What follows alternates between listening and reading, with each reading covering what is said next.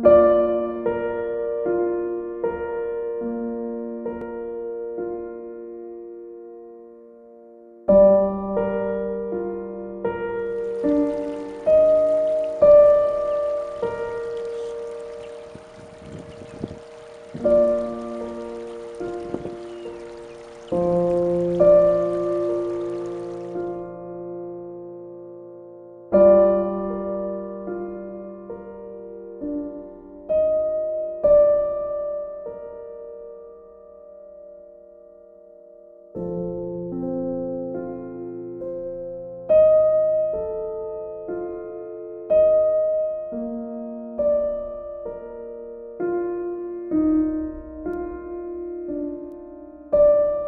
much.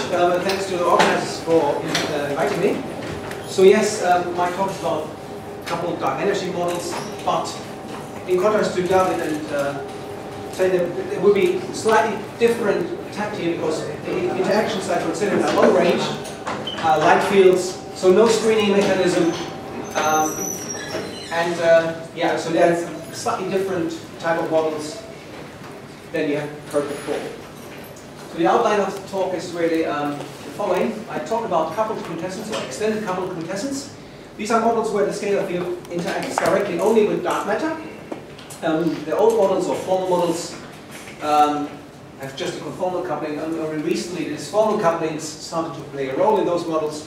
And then, because disformal couplings have an interesting phenomenology, I'll discuss how if the scalar would couple to electrodynamics, in a disformal way, to disformal electrodynamics, I'll tell you a bit about the phenomenology of those models, and then I present an outlook.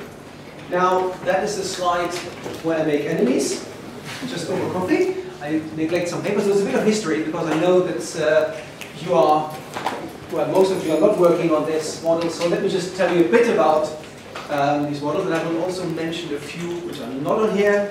So if you're not on here, that's just my ignorance, or I was just too quick. So I think it's fair to say, enemies, listen, that the first one coupled to they coupled the scalar field to matter in the framework of cosmology was Chris Metternich in '88.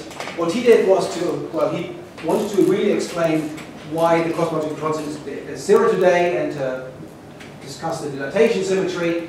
And in his model, the scalar field holds down in potential, and with time, the cosmological constant goes to zero. And that model explicitly was coupled, so in that field, the field was coupled to matter in that model.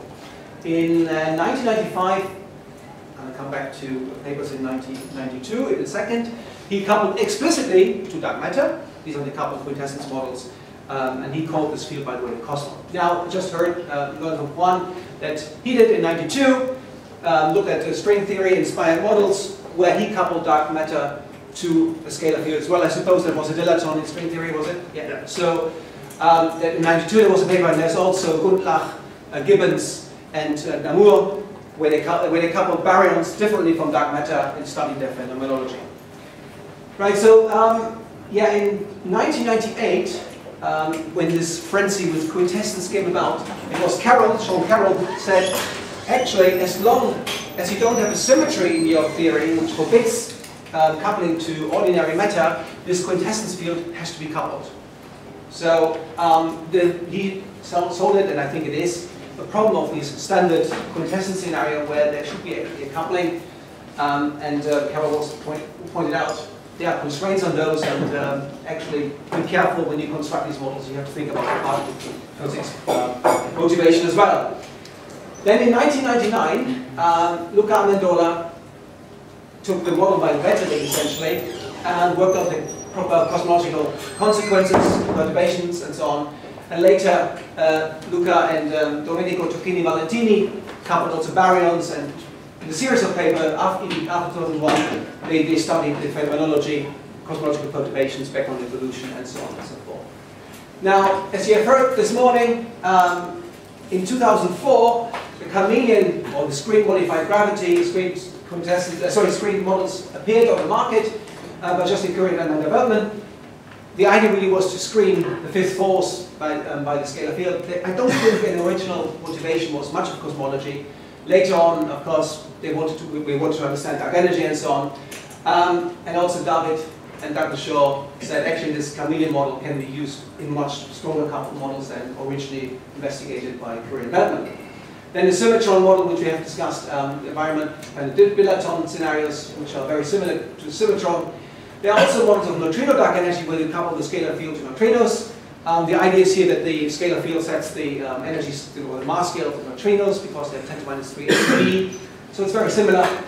And later, from about, well, it started in 2004 by Nemanja Kaleber, where he studied disformal coupled inflation. So there was an inflaton coupled disformally to matter. But he, in his paper, if you read carefully, there are a lot of statements hidden in that paper which are relevant to the discussion we have these days.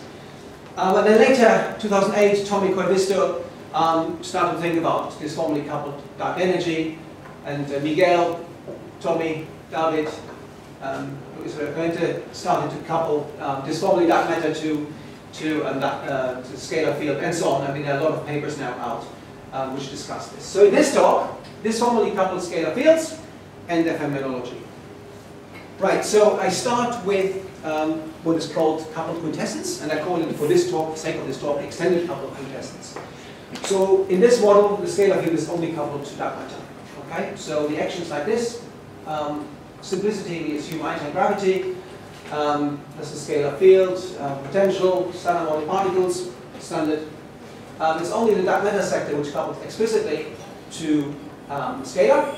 And the coupling, G tilde, in this metric G tilde, is just when you have the conformal coupling, which you have seen this morning, and a disformal term. So Bekenstein in 1993 discussed the generic properties of disformal couplings, and since then they took off. Now, this is the standard coupled quintessence scenarios discussed by Vetter, Richard, Mendola, and people, but it's just this term which is new, this formal term here. Okay. Later, we will discuss actually this scenario with multiple couplings, so not only to dark matter, but to other matter forms as well. I think, for me at least, the best motivation for this type of scenario is based on a brain scenario, really, string theory. That was pointed out by Tommy Covisto, Daniel Wills, and Yvonne Zavala in 2014. What they said was, well, suppose you have these extra dimensions, and at each point in space, in 3 dimensions, you have this Calabi-Yau, 60 Calabi-Yau, and there could be a throat where a D3 brane, ADS throat, where a D3 brane propagates along, and on the brane you have dark matter sitting. Okay, the distance of the brane to this point here, this point tip here, is actually the dark energy scalar field, and the induced metric, as you can see, is of this normal form. So R plays the role of the scalar field phi, which I've mentioned. This is the dark energy, possibly the dark energy scalar field. This H is the warp factor of this species here, which is just an ADS type of form, and this have an inverse power law form or something like this. Okay. Now we leave that form open in the talk here, just for phenomenological reasons. Now this formal couplings will change the predictions of the standard coupled quintessence scenario, which I will tell you about, but the physics itself is very similar. So in terms of physics, there's nothing new, but the predictions will change, at least on the level of background and linear perturbations. So the scalar tensor theory, which I've written down, leads to the following equation. So since we work in the Einstein frame anyway, so ordinary matters come in a standard way, you have your standard Einstein equation here, plus the dark matter energy momentum tensor, which is defined here. So there's a G tilde here. So this is standard standard model particles. No problems here. There's G tilde. So that's your energy momentum tensor.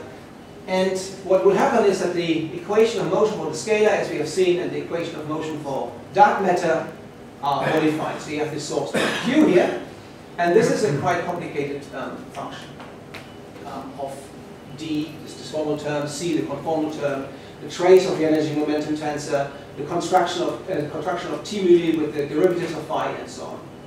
Okay, so these are the equations, and they're already.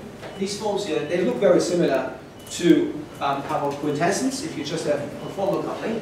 So here, and this was written down by Tommy, David, and Miguel back in 2012, the equation of motion for this scenario reads something like this. Okay, so you have the expansion rate here, normal evolution for radiation and baryons. It's only the dark matter, cold dark matter, and the scalar field which have these Q functions here, and they look in cosmology like this. So C prime is here the derivative of C with respect to the field phi. This V prime is dB d phi. D prime is dd d phi. And you see the matter rho C appearing here, the matter density, and it's also here. So it's a quite complicated function which depends on phi in general, as well as phi naught. Okay? So in standard coupled quintessence, the model is specified by this. So you have a conformal coupling, but no disformal coupling.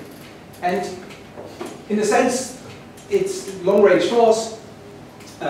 So the effect Newton's constant between two dark matter particles enhanced by this coupling beta here, which is constrained by observation. So this one here is gravity coming from gravity. This is the additional force here, and that's always worked out, I think, first by Luca Amendola in 1999. It might well be that there are other papers, but explicitly in this form it was written down in this form by Luca. So if we add now disformal couplings, this Q function is no longer C prime over 2C, that gives you the 2 beta. The beta. It's, yeah, you can see it's much more complicated now. And I will show you that what it means is that this effect is beta coupling, essentially evolves in time. Okay? So what we are going to do, for simplicity, is we look at an exponential potential. You can, if you want, you can use your inverse power law or supergravity potential, whatever. Just for completeness, we have the conformal factor here. So alpha is actually the parameter in the conformal factor in the following. Okay, and in this formal term, if you look at the units, it has to form 1 over a mass squared.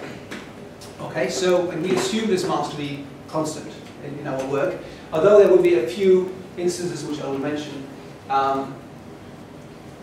Where actually this dm can vary. But d is just 1 over a mass scale to the power 4. That's the units. And we assume this mass scale to be a constant. So there is no exponential of 2 beta phi or something, only when I tell you later on.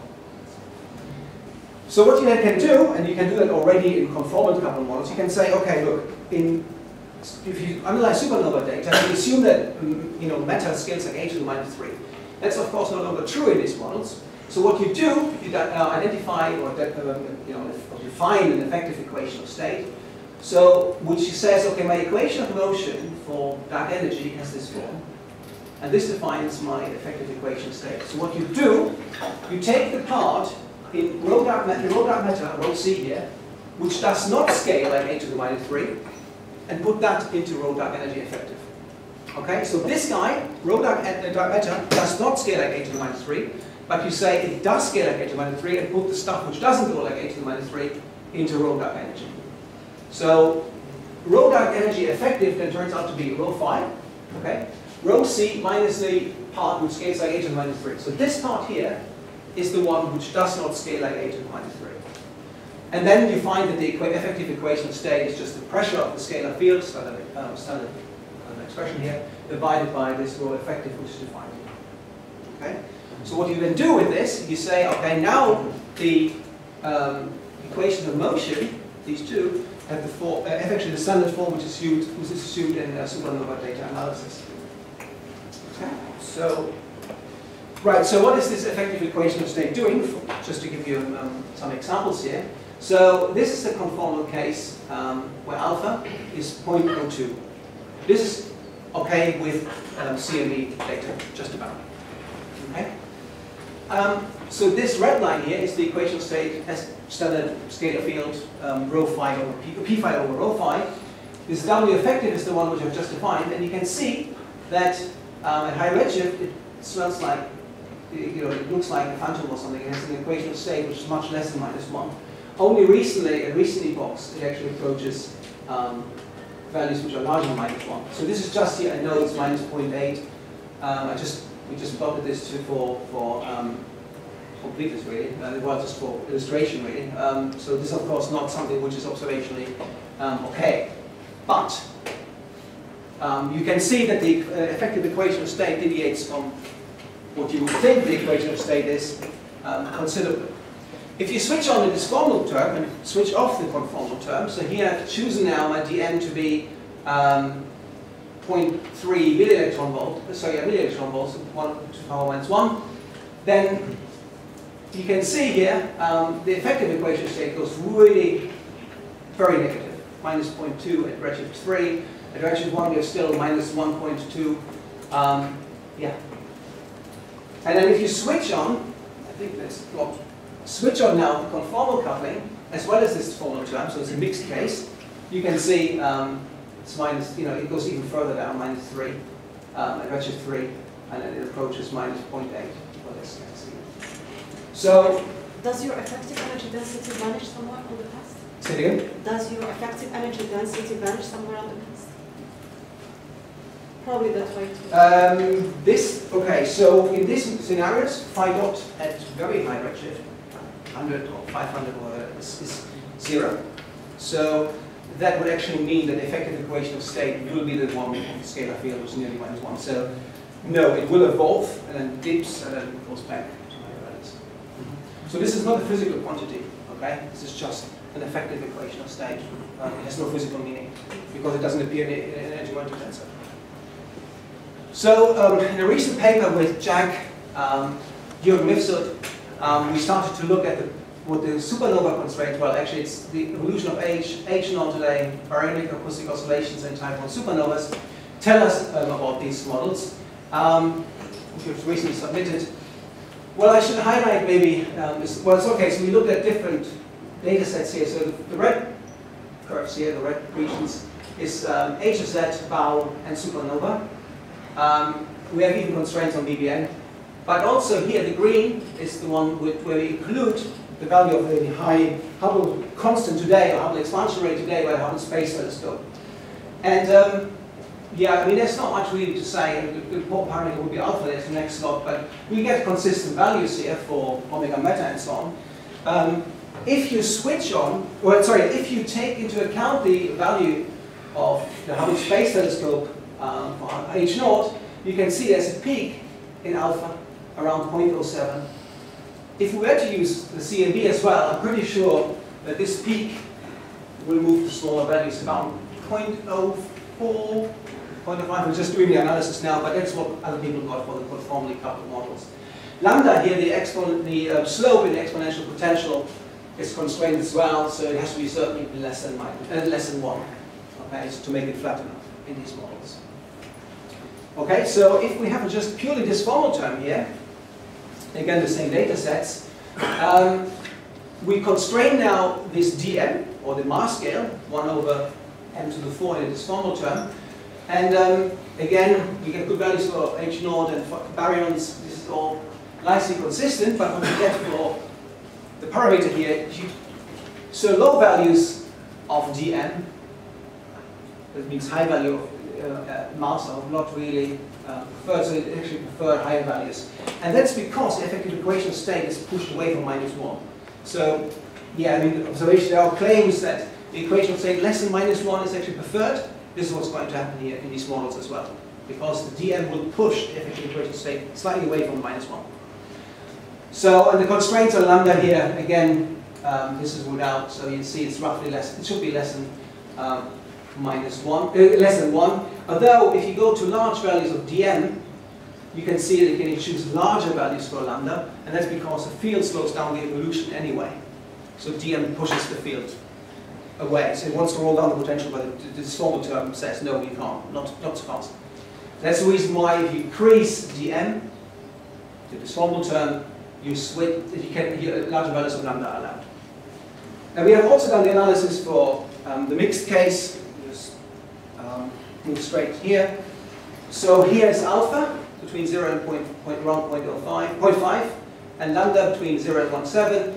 And yeah, so you can see there are no really big constraints on alpha or dm coming from the background evolution.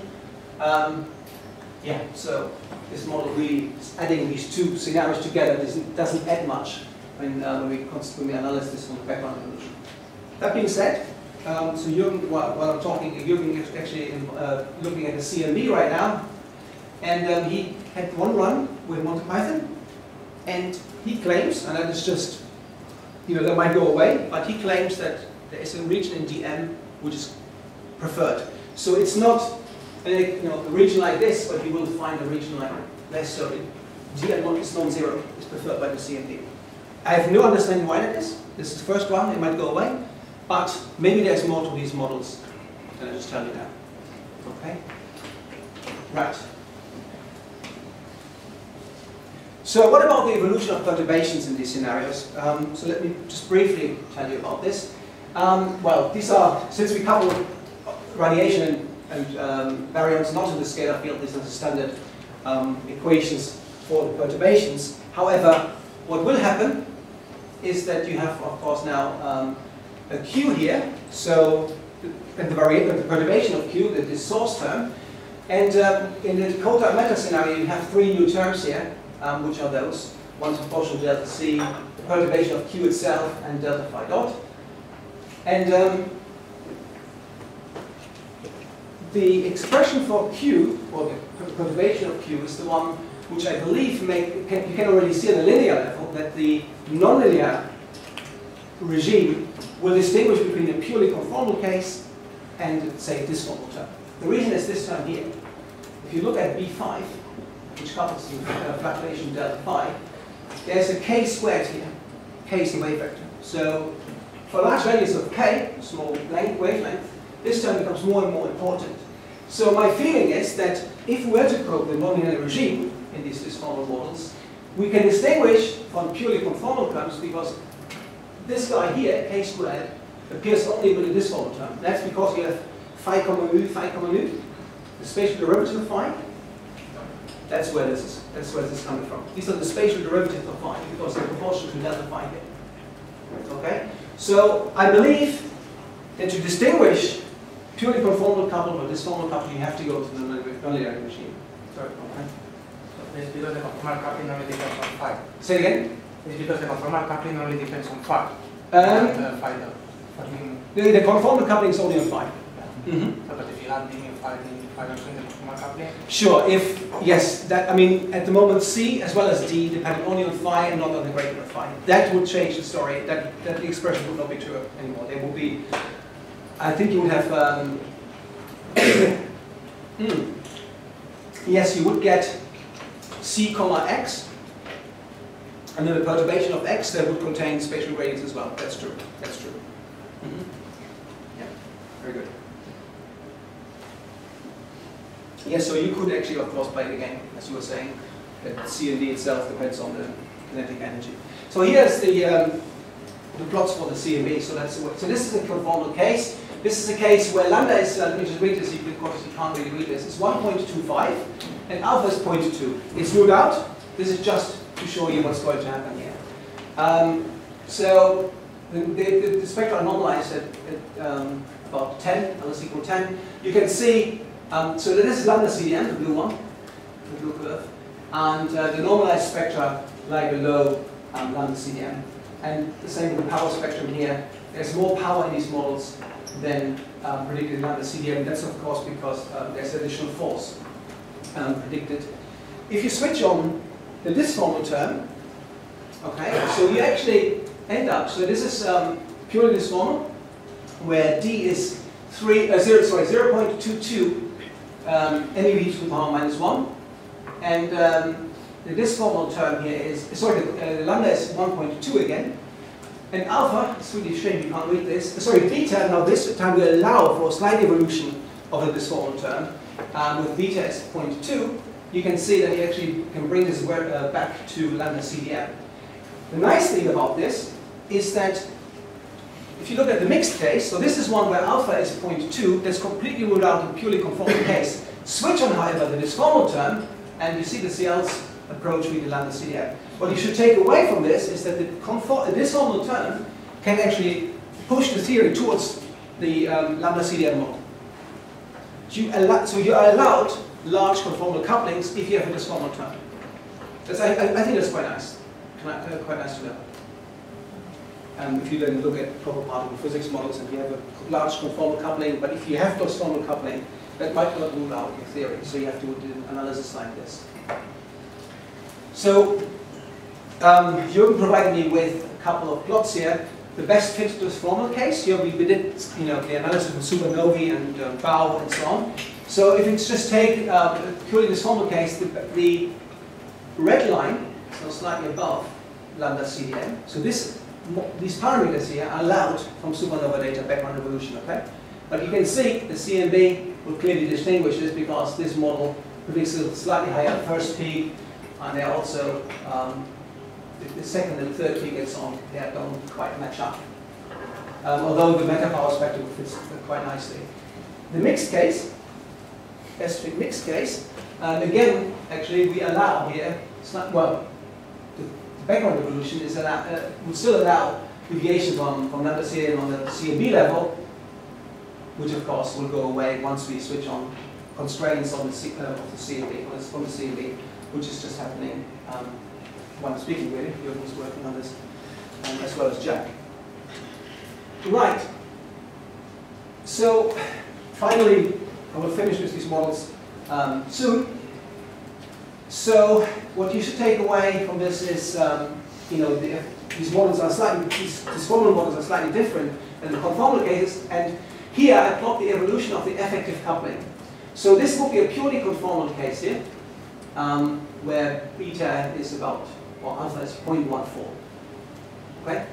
If I take a disformal case, the coupling would actually be small in the early universe, and then grows at roughly about 10 or so, and grows to up to 0.3, and so on. But the CLs are not screwed up. Okay, the CLs are fine, more or less. And then in the mixed case, a couple of mixed cases here where the coupling is even higher, where the CLs are still okay, and in the power spectrum. Okay. So in terms of model building, they have interesting phenomenology and good properties. The effective Newton's constant, that's the force between dark matter particles here, it's just one for a long time, only at about redshift 10-ish or so, depending on the parameter.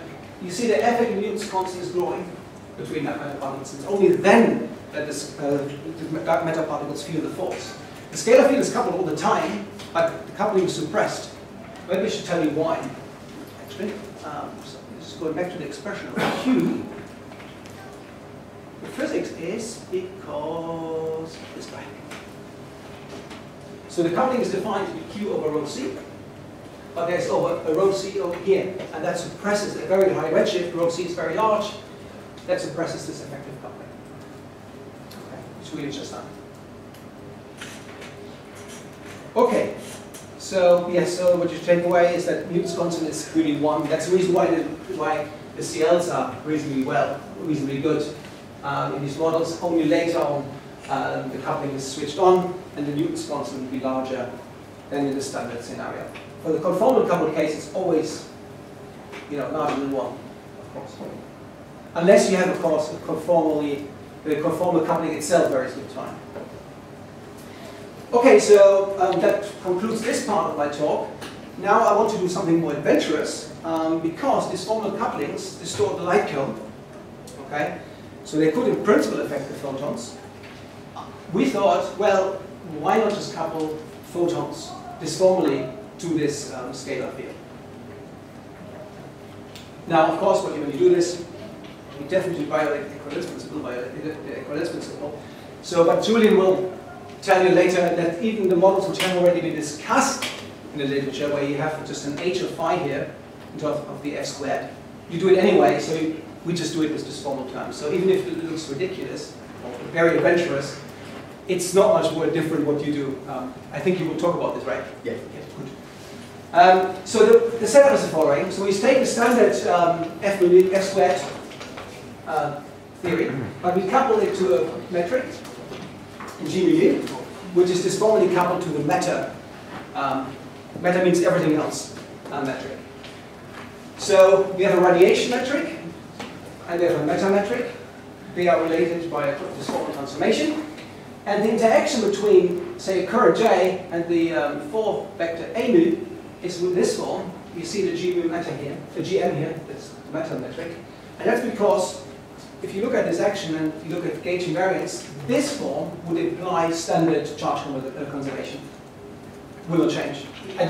We didn't want to violate this at all. So we could have G mu R here, but that would be good. So we have matter here that gives us a standard charge conservation scenario. And yeah, so that's the setup really. That's done work with Nelson, Jürgen, myself, and also Claire Burridge and Jack. We have looked at different aspects of this scenario here. Now, I should mention that the gravitational sector is not specified at this point. Okay, I don't specify what the kinetic term is for phi, potential, how it couples to R, or whether there even is a Wodesky type of theory or whatever. The gravitational sector is not yet specified. Okay, so as I said, the matter metric and the radiation metric are related by a disformal transformation. So there's this factor B here, and please remember this. B measures the difference between the radiation disformal term and the matter disformal term. So there is a third metric in this theory, which is G mu nu in principle, which is the gravity. The metric tensor in the gravity sector. So that guy couples disformally to matter as well as to photons, to the electromagnetic sector, but in a different way. Okay? But if you then look at the difference, the relation between R and M metrics, it's just a difference between the disformal terms. So B measures the difference between the disformal couplings of the field to matter as well as to radiation. Okay? So if B is 0, radiation and matter couple in the same way. That's quite important. Now, what you can do is to express this action here in terms of the matter metric, which I call now G mu nu only. So we just to express this index here. So when you see G mu nu, that means matter metric. And then your theory you arrive at is the following. So you have the standard S squared term here. It's multiplied by function Z, which I come to in a second. And you have here the contraction of the derivatives of phi with F. Okay? Now, when we saw this, we thought, okay, that looks weird, but actually particle physicists, when they go beyond the standard model and they couple, there are models where they couple photons to a scalar field in a very similar way. So you have this type of terms here as well. This might look slightly different here, but what particle physicists do is very similar. So maybe we thought it's not so crazy after all. Okay. Right, so this was the action I've written down. Now Z here is the ratio of the determinants of the matrix, and that turns out to be the square root of 1 plus this factor B, which is the difference between the radiation and matter disformal term, and the kinetic term of phi. And gamma, which also appears here, gamma squared, is just this ratio B over 1 plus B and the kinetic term of phi. Okay? Those, in particular Z, will play an important role, as you will see in a minute. So you can work out Maxwell's equation, or you can wave equation for the forward and so on. Now, the Maxwell's equation have the following form. They look actually standard, apart the Z, which appears in these terms here. Okay, so this Z, the ratio of the determinants, which contain the disformal coupling, appears in these expressions. Okay, but apart from this, it's the same. Now, if you work with this a lot, if you have seen this before, then you know already the scalar field provides a medium in which the photons propagate. Okay? And in fact, you can write down the wave equation for the electromagnetic field, which has a standard form. So C is the standard speed of light, but you have a Z squared here in both. And that, of course, you end up with the varying speed of light theory. The measured speed of light in this scenario is not necessarily 1. It depends on phi dot, and it is the same term here. Now remember, if B is 0, if photons and matter couple in the same way, B is 0, C is just C. But if they're disformally, if the formal couplings is different, C is no longer standard speed of light, but it's this term here, and if phi dot evolves cosmologically, that means the speed of light will vary. So yes, and you can already see the scalar field acts as a medium, or is a medium in which the electromagnetic field propagates. So the first thing we did with this theory, that was work with Nelson, And Jürgen is to take this theory and say, okay, let's just generalize this slightly. So here's what Julian will do in about 20 minutes or so. He will couple the f squared term in a standard way. So he will have standard metric here, but he has a function h of phi. That's what people usually do. The only difference is now I couple it to a different metric here. And if you do this, and we just want to make it very general, then you find one of the Maxwell's equations, the divergence of E, is proportional to rho, but there's z over h, where z, remember, is the ratio of the determinants between the metric and the radiation metric, metametric and radiation metric. Okay, so from this, you can infer that alpha is proportional to z over h. Now, you would have thought that, well, you know, that it could be just z here, because remember there was a z here, but it's really z over h. And the reason is that this term here, so the extra term here does play a role to define your electromagnetic coupling. So the electromagnetic coupling is not constant in this scenario here. It depends on z. Remember, z also sets the speed of light, and there's 1 over h here. Okay? Of course, that is good news because we don't see a variation of the fine structure constant. It's consistent with 0. That then includes constraints on the difference between the conformal couplings of matter and radiation. Okay. So even if h is 1, so no direct coupling, there should be a variation if this theory is right, because z will evolve. Okay. Remember, there is no variation if b is 0. Z is, given by b when d matter is with the matter and radiation coupled in the same way to the gravitational metric, then there is no variation. Okay, and this again is independent of the gravitational theory chosen. Okay, you haven't really specified anything here about gravity and how the field phi evolves. Phi could be a dBi field, it could be a standard scalar field. It doesn't really matter. To make predictions, however, we have to specify now the gravitational sector. And since we don't know better, we choose standard anti-gravity just to see what's happening. Plus meta. So you have the metric G now, the gravitational sector metric. We have G meta and we have G radiation. Yeah, so it's really 3 metrics here. They're all coupled via these formal transformations. Right, so when you do this, things get more difficult because now you have a coupling to matter as well as a coupling to radiation. And these expressions for radiation and matter are now much more complicated. So we allow now for the function h as well here. So as you can see, this is much more complicated now with 2 couplings. And in terms of the cosmological evolution, you have a Qm and a Qr. So matter doesn't scale like 8-3 anymore, as well as radiation, because there's no source term here as well. So the energy exchange between radiation and scalar field. Qm and Qr have the same structure. I will define these AM and ARs and so on in a second. But they are rather complicated now, because these A's are now conformal term, disformal term, matter, radiation, all mixed together now. Okay, so that makes life more interesting. Okay, and so when we work out how alpha evolves in this scenario, and now phi, remember, actually exchanged energy with matter as well as radiation, so that affects alpha as well. Z is just, you can see, it's dr over cr phi dot and dm over cm phi dot. Now again, if matter and radiation feel the same metric, dr and cr is equal to dm and cm, and this ratio is 1. Okay? Now, there are constraints on alpha dot over alpha from the Oclo natural nuclear reactor. So we work this out as well. This is given by this form here. And delta alpha over alpha is a function of z is given by what h is doing as well as z. This function z. Okay. Right. So there are many constraints. Oclo, which is not on this list here actually, and then also high redshift. You have different quasar studies.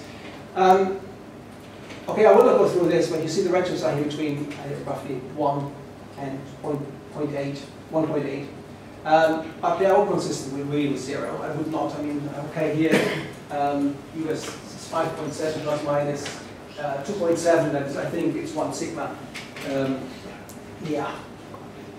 There's no claim that there's a variation of the fine structure constant. So it's consistent with 0. However, there will be upper limits on how different the conformal, disformal coupling, dm and dr can be in these scenarios. Okay, so we test equivalence principle violations.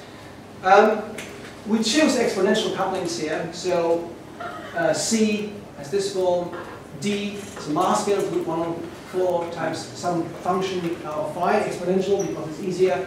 H is 1 minus some zeta here minus phi naught, and an exponential coupling.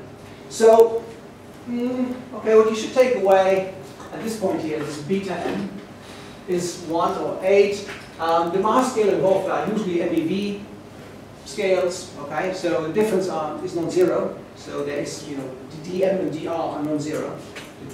Dm minus dr is non-zero. And zeta is, between 5 times 10 to the minus 6. That's the constraint that you currently get. I'm not sure whether Julian will talk about this in a second, but yeah. And also the constraints on alpha dot over alpha for the Oclo. So for the different models here, we are just about right. It's interesting that if you have a purely disformal term, it's a purely disformal coupling, and in this scenario, it's actually quite hard to actually match the Oclo data. So Jürgen was struggling with this a bit, but he did manage.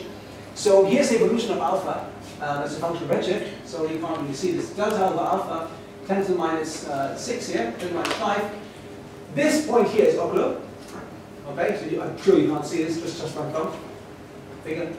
And then you have all these different measurements of the variation of alpha here. Now you can see this is a purely disformal term here, a disformal coupling. It evolves, and then you need to hit the Oclo alpha dot over alpha at this point. But since it comes in at late times, this is hard to hit.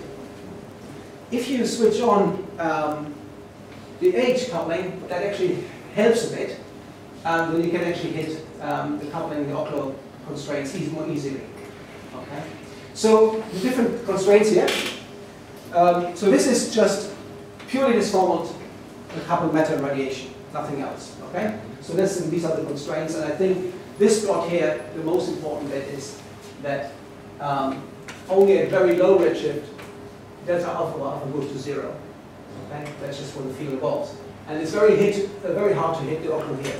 Now, if you switch on the conformally coupled matter, so there's also conformal coupling to matter, then the conformal coupling actually helps to drive, at late times at least, to hit the Oclo constraints here. Although at high redshift, you predict now larger, at least for the choice of parameters done, larger evolution of alpha. Okay, so the delta over alpha is much larger at high redshift. And this is now a disformally coupled matter radiation. So radiation only, of course, only disformally coupled, but you have also conformally matter, plus the electromagnetic coupling H. And of course, with this guy, there's also the contribution of H, and you can make it even larger. Okay? So the constraints in our paper, where parameters we've chosen are such that the C and B constraints are all okay. So that looks like, this keeps expanding forever, and delta alpha over alpha at the point of recombination is huge. This is not so in these models, but I don't have the plot here. Just trust me on this. Right? Okay. So what you should take away, depending on whether it's a disformally coupling only, or conformal and disformally coupling, or we have this direct electromagnetic coupling, you can actually make life easier at low redshift, but you can potentially predict larger evolution of alpha over alpha at high redshifts. So it's quite flexible, which I'm not sure is a good thing for theory, but there's so many parameters you can play with in this scenario. Okay. Right. So since I told you that the scalar field provides a kind of medium for the scalar field, theoretical radiation can happen. So what could happen, say you have a particle moving very fast, nearly with the speed of light, and suddenly the effective speed of light, because phi starts to roll, drops below that speed, you will have Cherenkov radiation. And this is the strongest constraints on these theories. Okay? So the constraints we're playing with are constraints. Okay, so this equation here is what we have derived for our theory. And if you know Cherenkov radiation, this looks like a standard equation which you have. So this is the energy loss for a particle moving along the z-axis, and the energy loss is given by this equation here. So beta is v over the effective speed of light, so v is the velocity of the particle, and yeah, it's a standard form. Okay? We've used the lab constraints on channel radiation, which tells us that Cs over C has to fulfill this constraint here. Which means that Z, remember that's the square root of 1 minus B or D over phi dot squared and so on. We can expand this. We don't have to worry about the square root at all. So Z is just given by 1 minus a half disformal term. Remember D is now the coupling between differences. So what is B and what is D on this slide was B on the previous slide. Sorry about that. Phi dot squared. Okay, so then what we do is this phi dot squared depends on the equation of state of dark energy. So we can relate the constraints here to the equation of state of dark energy, assuming that the scalar field, of course, is dark energy. So we assume standard gravity, just to be concrete. So then we can relate phi dot to the equation of state. That gives you a constraint on d naught. So let's see the value of d today. Assuming now to be constant, to be honest, it's 1 over mass to the 4, given by this. This 10 to minus 14 is coming from the 10 to minus 15 in the previous slide from lab. And there's omega dark energy as well as the dark energy of equation state. And as I told you, this plot gives the strongest constraints on the disformal couplings. What is here, this region is ruled out, so you can see, depending on the equation of state really, this disformal energy, this mass scale, has to be bigger than, say, 1 eV. Okay? Of course, if the equation of state is very near to minus 1, phi dot is 0, and then there's no constraint because that is 1. So the reason why this goes down here is because if phi dot goes to, if the equation of state goes to minus 1, phi dot is 0, and there's no constraint because that is 1. But if you get slightly away from this, well, you can see it's about 1 eV. Okay? And cosmology cannot counter that yet. Right, one final remark. These type of things measure the difference between the disformal couplings of matter and radiation. So, yeah, what does depend on the theory of gravity is that the relation between the equation of state and Z, where there's a phi dot squared, that would depend on how the scalar field actually evolves. So it could be different for a dBi field set, and on the matter theory. So in the last 5 minutes or so, I will discuss one thing, the cosmological implication. The fact is that the CME is no longer a black body form. In fact, it's a gray body. This goes as follows. So one thing which we found in the paper with Jack and Susan Wu is that the temperature retroflow relation is no longer 1 plus z to the power 4, but it deviates from that. And, well, yes, and the Planck spectrum is no longer Planck. It's a gray body. Okay. This is all related. It all goes back to actually the following. So I was wondering how I can convey this to you. But suppose you take the energy momentum tensor into 2 frames, and you relate pressure and radiation to this. So you can calculate the equation of state. So in the tilde frame, that's P tilde over rho tilde, and then in the Einstein frame is same Einstein frame, it's P over rho. And the relation between the equation of state in these frames, if the disformal term is non-zero, is this. Okay, so D, I've written D explicitly here as 1 over m to the 4. So the equation of state is a frame-dependent statement. So if you have radiation, in radiation frame it's 1/3, obviously, but for us to measure this, it's no longer a third. It's a third times this factor here, depending on phi dot. And we worked out the Boltzmann equation in this scenario, and you see it's much more complicated. So what you've got here is this equation of motion for the distribution function. You have this term here. If m is very large, much larger than phi dot, you see that goes to 1 here. That's a standard term. But what is new is this term here. And on the right-hand side, you have a term which is proportional to f. So it looks like a coefficient term. Okay? But of course, this is all to do with the transformations, conformal disformal transformations. It's not, there is an interaction This is related to the fact that you do frame transformation here. Now, if you take this Boltzmann equation, you find that the number density for photons scales like this, and radiation scales like this. So we were quite happy that this equation actually gave us back our equation for rho radiation, which we had derived from the action previously. But we also found that the number density scales like this. I'll tell you what F is in a second. F here is the ratio of the affine parameter of photons into two frames. Okay? If you have conformal transformation, it's just one, this ratio. But for disformal transformations, this is not one. Okay, and the distribution function actually, the equation is just written down, can be written in this form here really.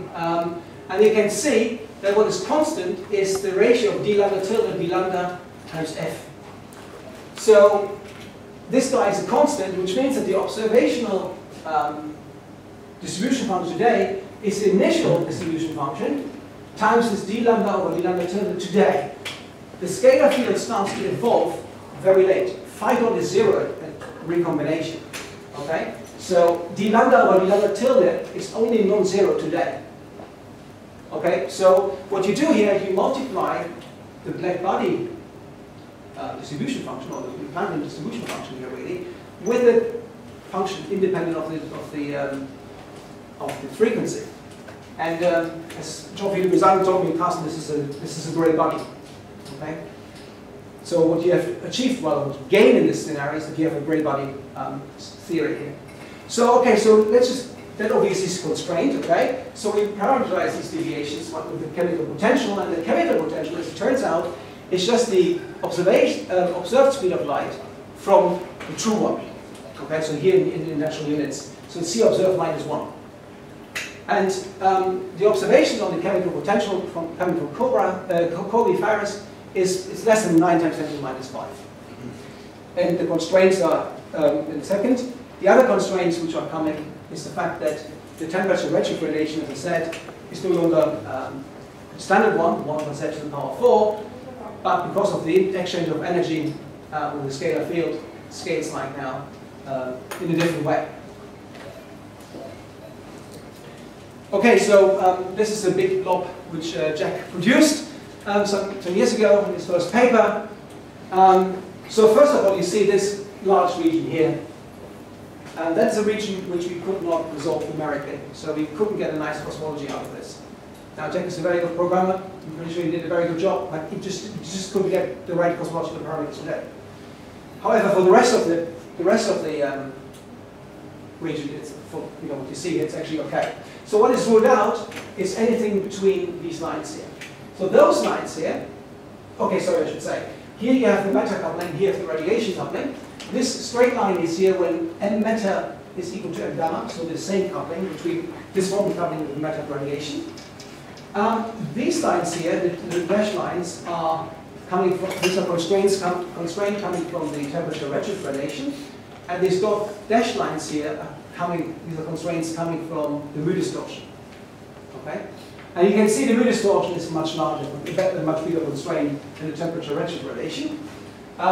These regions here are okay. Now you see that these lines approach here, this solid line. That's of course, as you approach the solid line, m meta is equal to m gamma. The disformal couplings are the same. Nothing happens. Photons behave in a standard way. Okay. So if you were to zoom in here, you would see these lines approaching this solid line. Okay, in a very thin region. Okay, and that's because that region is where disformal couplings between matter and radiation vanish. So dm minus dr would vanish. Okay, so some outlooks here and conclusions. Disformal couplings need, as I hope to tell you, they're really new phenomenology, well beyond what David has done and what you have said. It's where you can couple things differently. Do equivalence principle violations test, they're very different. And I guess that if you have string models where the disformal terms appear, there will be slightly there will be difference to the standard chameleon or symmetron scenarios. one thing which I think you should take away for sure is that if you have a dark matter-dark energy coupling, the disformal theory, at least on the background level and linear perturbation level, you can mimic this with a type of field-varying conformal coupling to high accuracy. This will go away at the nonlinear level. So there we can really test conformally, disformally coupled dark matter and so on. So this brain scenario I was talking about earlier, I'm pretty sure that you need to do nonlinear studies to see what the differences are, but there will be this energy will be broken. Now, we did some phenomenology if you have radiation coupled because of this formal terms, changes in light count, this fine structure constant varies, the C belongs to a black body, we have Cherenkov radiation which leads to Supernova constraints. But it's very clear that we need to understand the evolution of nonlinear perturbation, and I also mentioned this yesterday in the discussion. I believe that's really where we need to go with these theories. So here, for example, is a plot in a paper by Robert, Claudio, and David, where they take a standard symmetron scenario and just see what the deviation from lambda CDM is, but they switch on the disformal term in the symmetron scenario. So the black line here is the deviation from lambda CDM for the standard symmetron scenario, and if you switch on the disformal term, you see there are differences. Now the differences are quite small, at some megaparsecs, or tenth of megaparsecs, and I don't think we can as yet distinguish between these scenarios because the error bars are very huge, big, but possibly with future scenarios, who knows? We need to add baryons anyway to this, and this is a model with screening, okay, so the symmetron model, but who knows? For this model I was talking about, there is no screening, possibly that will be even more deviation will be even larger. And I think there are many things one can do. So the next thing I really want to do, although I'm fed up with constructing models, but the DBI field is, should be really considered, because in this brain scenario you have a DBI kinetic term. So possibly that will change actually the picture as well. And if you then take the conformal and disformally coupled as in this brain setup, that I think would be quite interesting. So it has to be done. Another thing, even if you don't believe in this photon coupling, but imagine you have hot dark matter and you have a DBI scalar field. The DBI scalar field can evolve quite fast. The phi dot can be very large, and still the equation of state could be, could be consistent with what you know. But that would be then the theory where suddenly cold dark matter or hot dark matter.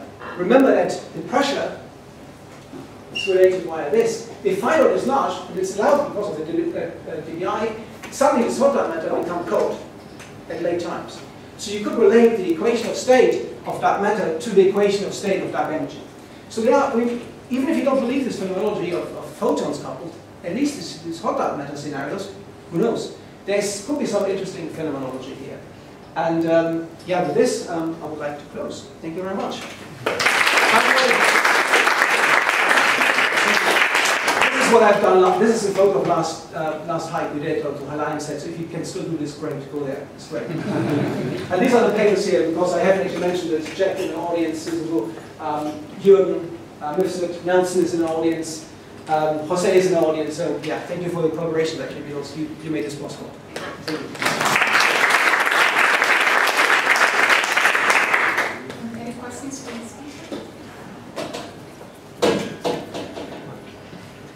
So for the coupling in the dark sectors, could you go back to the effective gravitational constant that you had? Because it seems like the effective gravitational constant was always larger than 1. You mean this book? Yes, exactly. So even for this formula in this case, it's always larger than 1. Yes, it is. How is it possible that there's no significant increase in the power spectrum? Oh, because it happens very late. So, so Newton's constant is 1 or very. Yes. The deviation is very. It has to redshift 10 or something like this.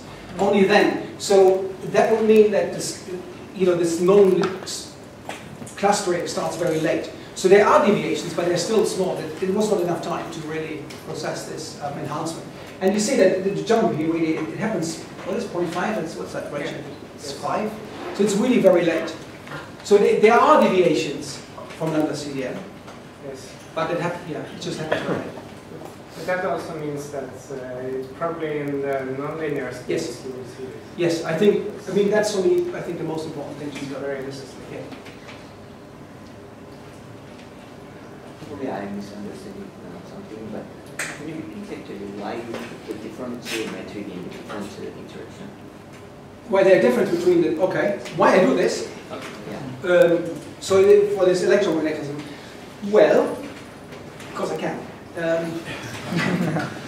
Right, so I had the suspicion that if matter and radiation couples in the same way, and Jack had the same, there is so much happens, because what you can do, if matter and radiation couple in the same way, I can do a disformal transformation so that matter and radiation are completely decoupled from the scalar field, so you just end up with a very complicated gravitational theory. So you have just modified gravity, and matter and radiation are completely uncoupled.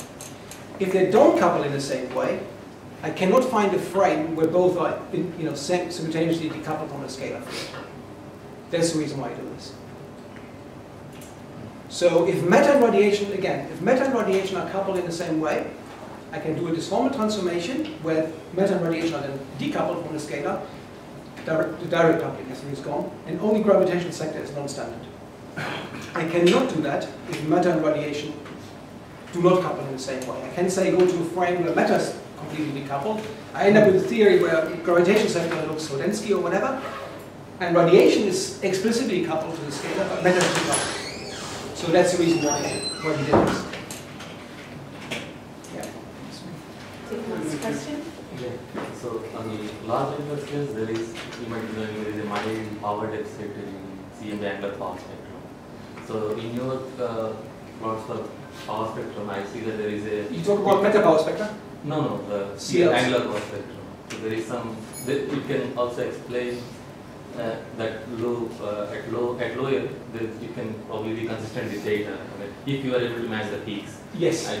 Yes. There. That's what we're doing at the moment. I mean, so you're saying essentially I match this part. If you match the peaks, right? But there can be, I mean, you can explain the power deficit at large angles. It could well be that there is a parameter, region parameter space where I match the, piece nicely, but at low power. Yes, that's possible. But to be honest, that will also be possible in the conformally coupled case. So that's not new to these models. Yeah, mixed phase and probably. Yeah. Okay, was some speaker?